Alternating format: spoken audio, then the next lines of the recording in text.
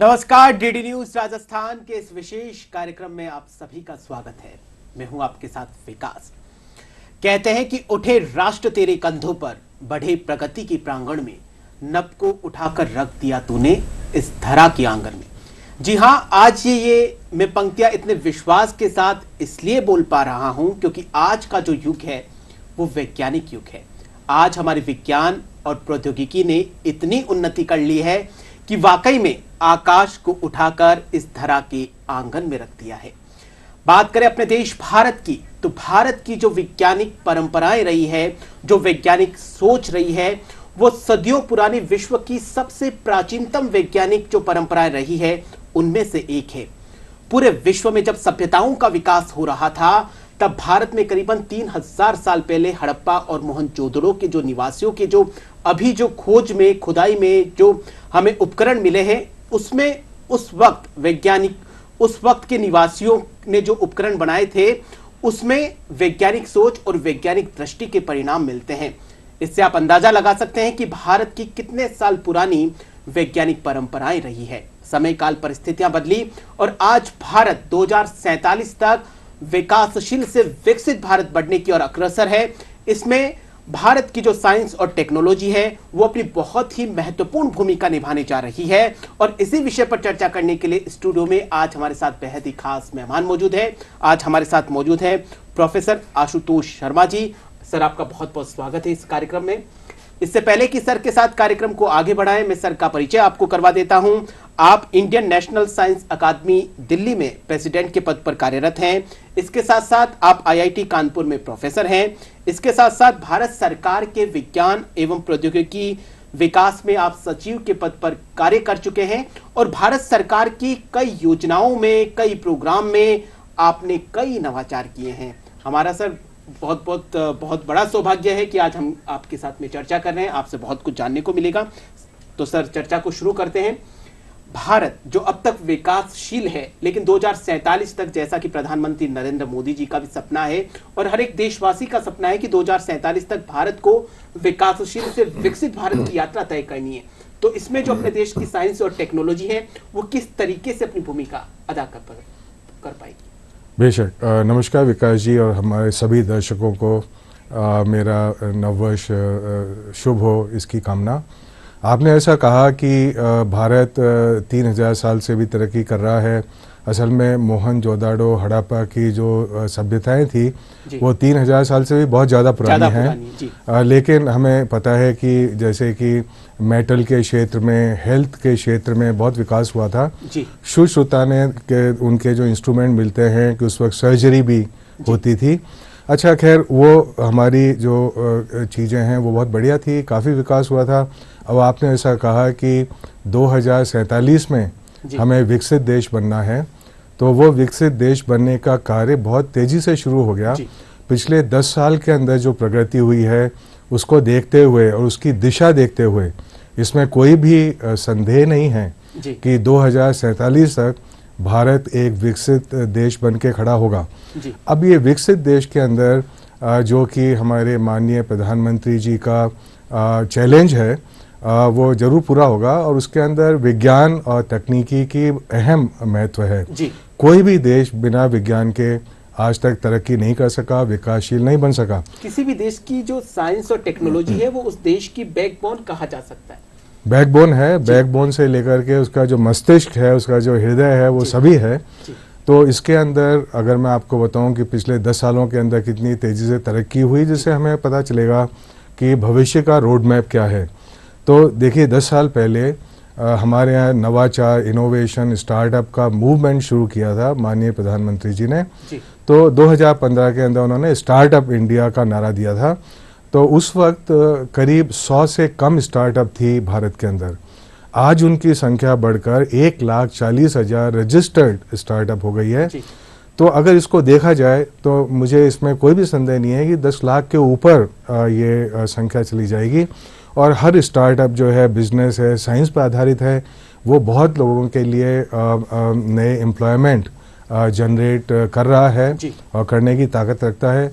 इसी तरह अगर हम देखें कि 10 साल पहले जो विज्ञान में जो शोध की जाती है, उसके ऊपर जो पेपर लिखे जाते हैं इंटरनेशनली, उसमें भारत का 9वां स्थान था, आज बढ़कर 3रा हो गया है। ऐसे हम जो पेटेंट दाखिल करते हैं उसके अंदर भारत का 6ठा स्थान हो गया है।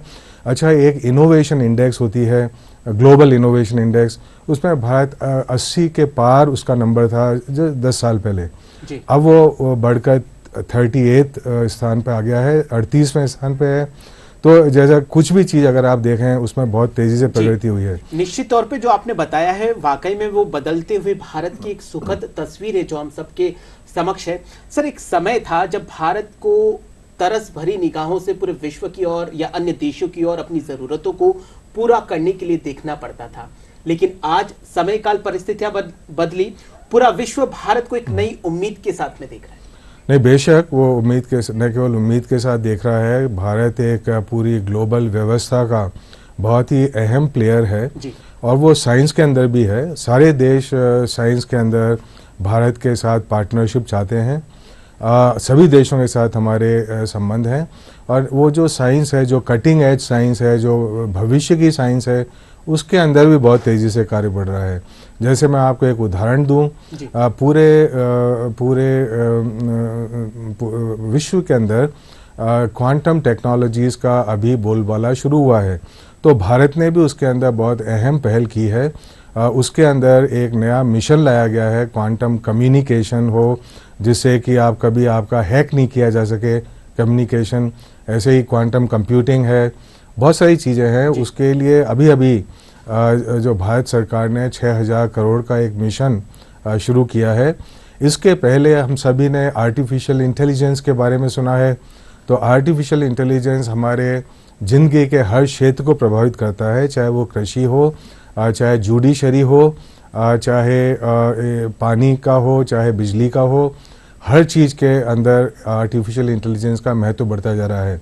तो उसके लिए एक मिशन शुरू किया था भारत सरकार ने 5 साल पहले, और उसके तहत अभी करीब 500 स्टार्टअप भी बन गई हैं आर्टिफिशियल इंटेलिजेंस से मिलके, और उसके अंदर 25 सेंटर ऑफ एक्सीलेंस भारत के अंदर बने हुए हैं जो हर क्षेत्र में कार्य कर रहे हैं। जैसे कि हेल्थ है, अब देखिए यहाँ पे हो सकता है हमारे पास डॉक्टरों की थोड़ी कमी है, तो हर गांव के अंदर वो नहीं पहुँच पाते, लेकिन आर्टिफिशियल इंटेलिजेंस के सहारे जो सर्विसेज हैं जैसे कि स्वास्थ्य के लिए, वो हर गांव के अंदर पहुंच पाएंगी। तो इस तरह के काफ़ी सारे मिशन हैं। वेस्ट टू वेल्थ है, जो हमारे नए सिटी बन रहे हैं, स्मार्ट सिटीज़ हैं। पर स्मार्ट सिटी के साथ साथ स्मार्ट विलेज, हमारे जो गांव हैं, उनके लिए बहुत सारी संभावनाएं हैं नई तकनीकी के द्वारा, क्योंकि आजकल सब चीज़ ग्लोबल हो गई है। आपने देखा कि घर बैठे भी कार्य कर सकते हैं, ज़रूरी नहीं है कि हर आदमी गांव से पलायन करके और शहर में चला जाए। तो उस तरह की तकनीकी विकसित हो रही हैं जिससे कि आदमी गांव में ही रहे, वहीं उसको हर चीज़ मुहैया हो और वहीं बैठ कर के वो अपना बिजनेस कर सके और पूरी ग्लोबल मार्केट से जुड़ सके। मतलब जो टेक्नोलॉजी है उसका जो दायरा सीमित था वो अब असीमित हो गया, वो सिर्फ शहरों तक या बड़े नगरों तक ही सीमित नहीं है, गांवों तक पहुंच रही है। जी बिल्कुल। 2047 तक हम भारत को विकसित बनाने का सपना देख रहे हैं, तो इसमें क्या कौन से क्षेत्र में सबसे ज्यादा आपको संभावनाएं लगती है कि 2047 तक जब भारत विकसित बनेगा तो उनका अहम योगदान रहेगा? तो अहम योगदान ऐसा है कि एक तो माननीय प्रधानमंत्री जी ने कहा है कि जो हमारा विकसित भारत का सपना है उसके 4 पाए हैं। तो उसके अंदर हमें युवा जो वर्ग है, अभी देखिए भारत के पास डेमोग्राफिक डिविडेंड है, हमारी जो मतलब एवरेज एज है भारत की वो 28.6 साल की है। तो बहुत युवा है हमारा भारत, और ये अपॉर्चुनिटी है जो बहुत बड़ी अपॉर्चुनिटी है, वो हर देश में नहीं होती। तो एक तो युवा वर्ग है, एक है जो महिलाएं हैं, और एक जो गरीब लोग हैं, और ये जो किसान हैं। तो इन चारों को साथ लेके जब आगे बढ़ेगा भारत, और इसमें साइंस और तकनीकी का बहुत अहम महत्वपूर्ण योगदान है जैसा मैंने बताया, तो इन सभी वर्गों के लिए बहुत सारी योजनाएं हैं जिसके द्वारा उन्हें सशक्तिकरण मिले और वो सब हमारी इकोनॉमी का भाग बन सकें। अच्छा, इसके अलावा इसमें 9 चीज़ें बताई गई हैं विकसित भारत के अंदर, उसमें साइंस टेक्नोलॉजी इनोवेशन एक है, लेकिन साइंस टेक्नोलॉजी इनोवेशन सिर्फ अपने लिए नहीं है, वो हर चीज़ में सम्मिलित होता है। तो चाहे वो कृषि हो, चाहे वो हेल्थ हो, चाहे हमारे पानी और बिजली की ज़रूरतें हैं, चाहे हमारी सड़क की ज़रूरत है, इन सभी में वो योगदान कर रहा है। तो इसमें जो योगदान होगा, कुछ तो चीज़ें ऐसी हैं जिसमें हमें ग्लोबल लीडर होना होगा। जैसे कि हमने बताया कि अभी स्पेस के अंदर, स्पेस के अंदर है, जैसे हमारे मैपिंग और सर्वेइंग में है। तो इसका एक कारण ये था कि हमारी विज्ञान तो बहुत अच्छा रहा है कुछ समय से, लेकिन उसके साथ साथ पॉलिसी भी होनी चाहिए जिसके द्वारा ये विज्ञान लोगों तक पहुंच पाए। तो इसका एक उदाहरण मैं आपको दूंगा कि 100 साल से हमारे पास ऐसे एक नियम थे अंग्रेजों के ज़माने से कि किसी को भी ये सर्वेइंग और मैपिंग नहीं कर सकते। अभी भी आप देखेंगे हम अपने जो मैप यूज़ करते हैं वो किसी भारतीय कंपनी द्वारा नहीं बनाए गए हैं, जबकि भारतीयों के पास विज्ञान है और हमारे भारतीयों ने ही बेंगलोर में बैठ के वो मैप बनाए हैं, लेकिन हम उसको नहीं बना पाए क्योंकि हमारी पॉलिसी अच्छी नहीं थी। लेकिन माननीय प्रधानमंत्री जी ने खुद कहा कि उस पॉलिसी को चेंज करना होगा और वो पॉलिसी चेंज हो गई। अब उसके अंदर कोई भारतीय कंपनी हो, चाहे भारतीय हमारी मिनिस्ट्री हैं, चाहे स्टार्टअप हैं, वो सब मिल करके डिजिटल मैपिंग भारत की कर सकते हैं। उसके द्वारा एक नई शुरुआत हुई है जिसको स्वामित्व स्कीम कहते हैं। तो उस स्वामित्व स्कीम का ये है कि हम जो डिजिटल मैपिंग कर रहे हैं उसके द्वारा जो हमारे ग्रामीण लोग हैं जिनके पास ज़मीन का अपना पट्टा, ओनरशिप सर्टिफिकेट नहीं है, उनको मिल रहा है। तो उससे क्या होगा कि वो उनका सशक्तिकरण ऐसे होगा कि उनके पास ये अपना ज़मीन के कागज़ हैं तो वो बैंक जा कर के लोन ले सकते हैं। तो इस तरह से है कि जैसे हमारे बहुत सारा सोना है लेकिन बंद है बैंकों में, लेकिन उसी तरह बहुत सारी ज़मीन है जो बंद है, जो कि हमारी इकोनॉमी का भाग नहीं हो पाई क्योंकि पॉलिसी गलत थी, नीतियाँ गलत थी। तो अब उसको डीरेगुलेट कर दिया है, उसको लिबरलाइज कर दिया है। ये सब पहल जो हुई पॉलिसी की वो माननीय प्रधानमंत्री के द्वारा ही की गई थी।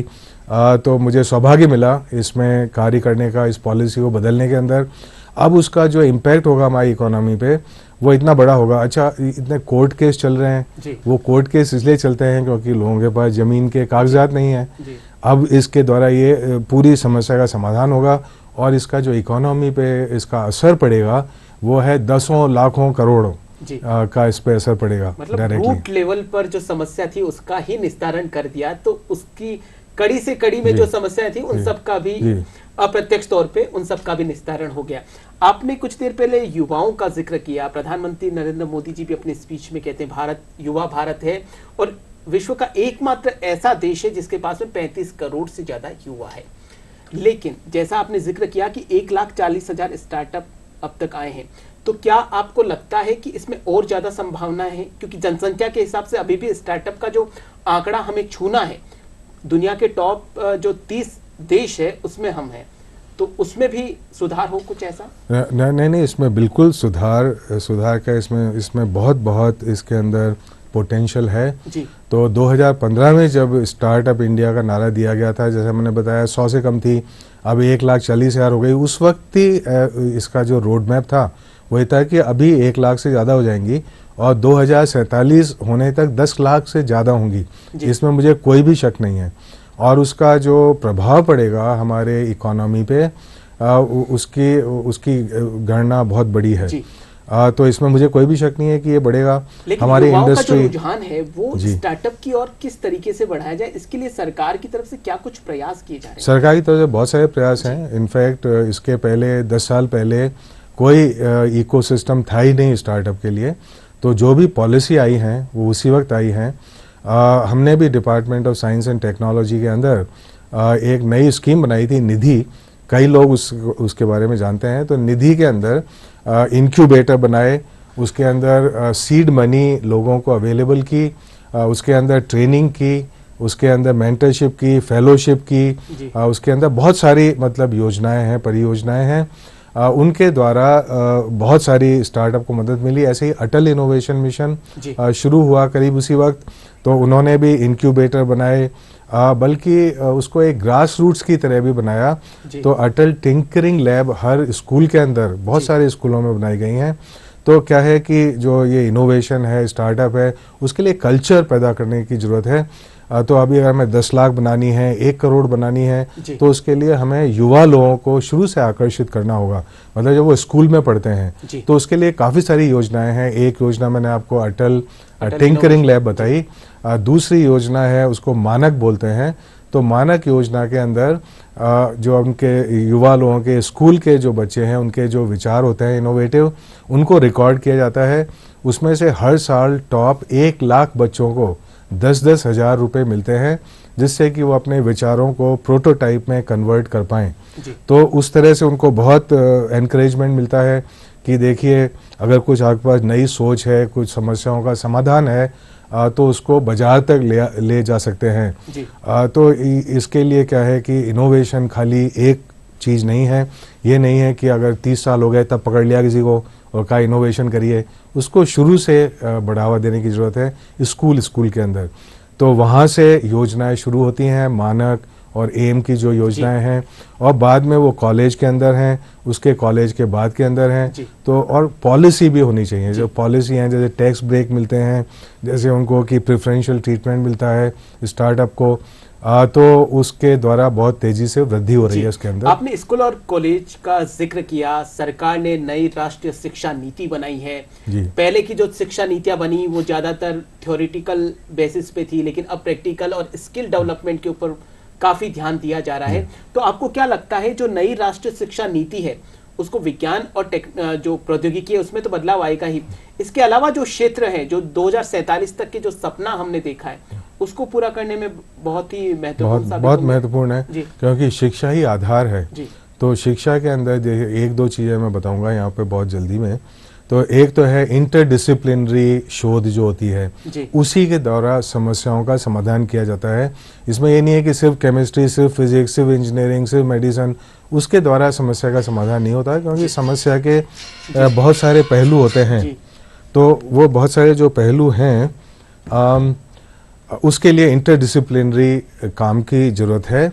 और इंटरडिसिप्लिनरी काम के लिए इसमें शिक्षा नीति के अंदर विशेष बल दिया गया है कि अगर आप चाहें तो एक डिपार्टमेंट में अपना अंडर ग्रेजुएट काम किया, फिर पोस्ट ग्रेजुएट काम कहीं और किया, पीएचडी कहीं और की, लेकिन पहले उस तरह के लोगों को एनकरेज नहीं किया जाता था, उनको नौकरी भी नहीं मिलती थी।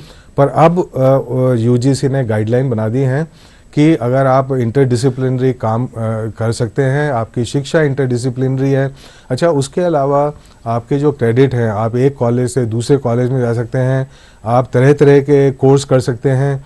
तो ये सब फ्लेक्सिबिलिटी जो थी वो पहले नहीं थी।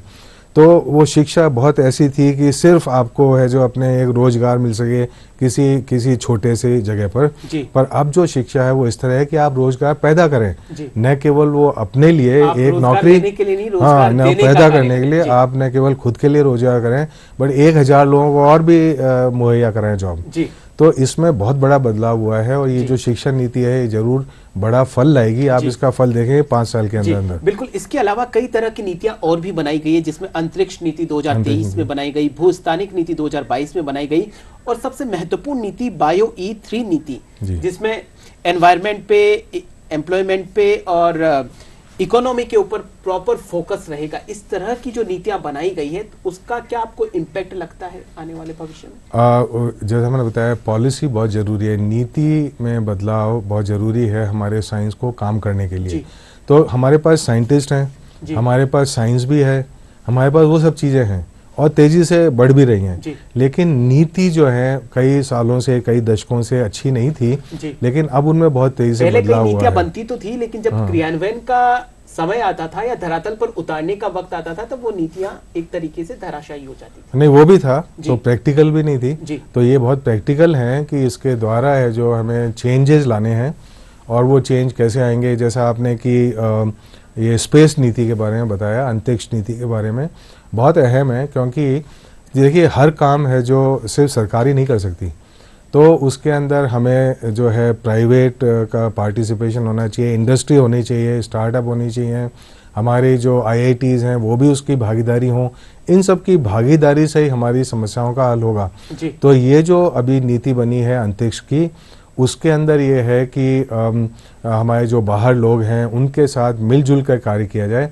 अब जो है, जो पहले सैटेलाइट सिर्फ सरकार ही बना सकती थी, अब सैटेलाइट आप बाहर के लोग भी बना सकते हैं। एक समय था जब भारत को सैटेलाइट के लिए दूसरे देशों पे डिपेंड रहना पड़ता था, लेकिन अब दूसरे जो सार्क की कंट्री है और भी कई देश है वो भारत के ऊपर डिपेंड रहते हैं कि हमारा सैटेलाइट भी आप लॉन्च कर दीजिए। हाँ, वो बिल्कुल बनाते भी हैं, लॉन्च भी करते हैं, और बहुत मतलब विकसित तरह के सैटेलाइट हैं। और उसका ये तेजी से बढ़ेगा क्योंकि अब इसके अंदर प्राइवेट सेक्टर की भागीदारी भी सम्मिलित हो गई है। जो इसरो और डीआरडीओ ने पिछले कुछ सालों में जिस तरीके से काम किया है, वाकई काबिले तारीफ है, जो कदम से कदम मिलाकर काम कर रहे हैं। सबसे बड़ी बात, भारत में सोलर एनर्जी की काफी कुछ संभावनाएं हैं।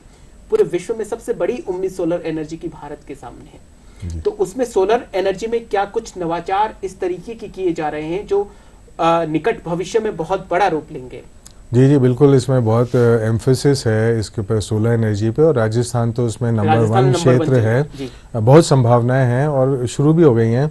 तो सोलर ऐसा है कि भारत के जो टारगेट हैं रिन्यूएबल एनर्जी के, वो हम उनको पूरा कर रहे हैं, और वो आगे और भी तेज़ी से बढ़ेंगे।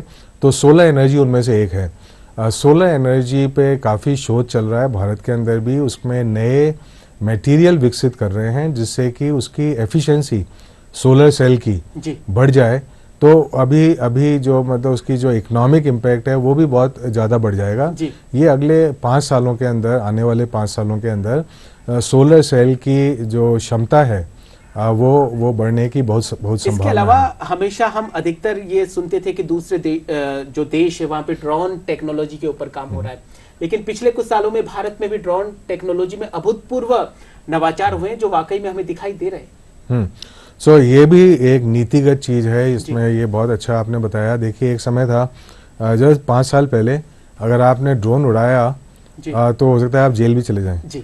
तो वो क्योंकि बहुत रेगुलेटेड सेक्टर था, लेकिन जैसा कि हमारे माननीय प्रधानमंत्री जी ने सभी सेक्टर में किया, उसको डीरेगुलेट किया, उसको लिबरलाइज किया।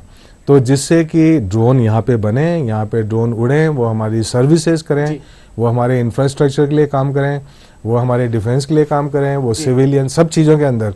तो देखिए, जो हमारा भविष्य है वो इन्हीं टेक्नोलॉजीज और प्रोडक्ट पे आधारित है। टेक्नोलॉजी सिर्फ टेक्नोलॉजी के लिहाज से ही बेहतर काम नहीं करी, बल्कि जैसे अभी हाल ही में प्रधानमंत्री नरेंद्र मोदी जी ने महिलाओं को सशक्त बनाने के लिए नमो ड्रोन दीदी योजना लॉन्च की है, जो थोड़ी देर पहले आपने जिक्र किया था कि गांवों तक पहुंच गई है। तो गांवों में जो महिलाएं हैं वो जो फसलों के ऊपर जो छिड़काव है वो भी ड्रोन के माध्यम से कर रही है। बेशक, और वो उनको उससे नए रोजगार के अवसर पैदा हो रहे हैं। तो ड्रोन के द्वारा ये एक आपने उदाहरण दिया, बहुत अच्छा है, जिसके अंदर फसलों को देखना, उनकी क्वालिटी जांचना, उनमें कब फर्टिलाइज़र डालना है, कितना डालना है, उसके बारे में सारी, जैसे कि सेंसर हैं, तकनीकी सब डेवलप हो रही हैं। तो इसमें रोजगार के अवसर, नए अवसर पैदा हो रहे हैं, और जो नई तकनीकी आ रही हैं उससे और भी अवसर पैदा होंगे। 2-3 दिन पहले एक न्यूज और सुनने रही कि कई जगह जहां पे डिलीवरी नहीं हो पाती है, किसी पार्सल की, सामान की डिलीवरी करनी हो, तो उसमें भी ड्रोन का यूज लिया जा रहा है। सही है। वो ड्रोन का यूज अब अर्बन एरियाज में भी हो जाएगा।